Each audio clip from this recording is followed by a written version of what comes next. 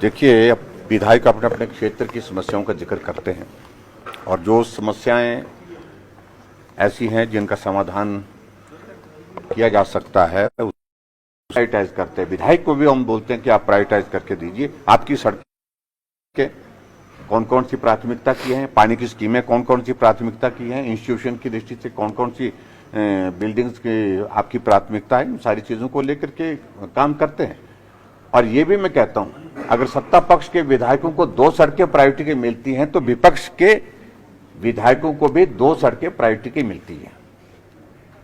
ये बिल्कुल भी उनका कहना उचित नहीं है। ये उनकी जानकारी के लिए हमने आंकड़ों के साथ बात कही है। जितना पैसा कांग्रेस की सरकार में जब कोविड नहीं था उस वक्त खर्चा जाता था, दिया जाता था विकास के लिए, उससे दुगना विधायक प्राथमिकताओं में हम खर्च कर चुके हैं। इस बात को उनको समझना चाहिए।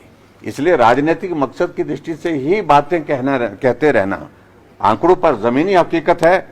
अंदर विधायक जाकर के कांग्रेस का एक एक विधायक कह करके गया है कि हम आपका धन्यवाद करते हैं, ये सड़क भी बन गई, ये पुल भी बन गया, ये स्कूल का भवन भी बन गया, ये हॉस्पिटल का भवन भी बन गया, सभी बातें कह रहे हैं, रिकॉर्डेड है वो सारी चीजें। तो इसलिए मैं उस पर कुछ ज्यादा टिप्पणी नहीं करना चाहता हूं। उन्होंने अपने विपक्ष की भूमिका निभाने के लिए रस्म अदा करनी है, वो कर रहे हैं, उनको करने दीजिए। लेकिन हम अपने हिमाचल प्रदेश के सर्वांगीण विकास के लिए काम कर रहे हैं और एक जैसा विकास कर रहे हैं, हर क्षेत्र में विकास हो रहा है।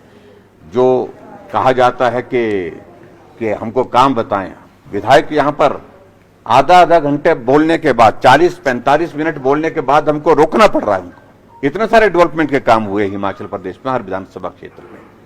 अगर काम नहीं हुए होते तो विधायक 2 मिनट में अपनी बात कह करके काम ही नहीं हुए तो ऐसे में मुझे लगता है कि उचित नहीं है जिस तरह से वो बात कह रहे हैं।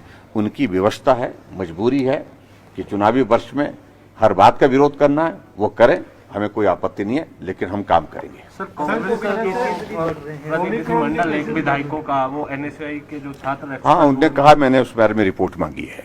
सर, कोविड केसेस भी बढ़ रहे हैं। केसेस बढ़ रहे हैं, हम बहुत ज्यादा चिंतित हैं और चिंतित होने के साथ साथ में हो सकता है 2-4 दिनों में कुछ और भी हम विचार करें अगर इसी तरह से क्रम बढ़ने का रहा। देखिए, बॉर्डर पर सख्ती करने की आज की परिस्थिति रही नहीं, ये परिस्थिति अलग तरह की परिस्थिति है अब के बार की इस वायरस की। लेकिन हमें इस बात को लेकर थोड़ी चिंता है कि पिछले कल नंबर ऑफ डेथ जो है वो भी बढ़ा है, 6 लोगों की दुखद मृत्यु हुई है, वो हमारे लिए कंसर्न है। उसके बारे में हमने डिटेल मांगी है।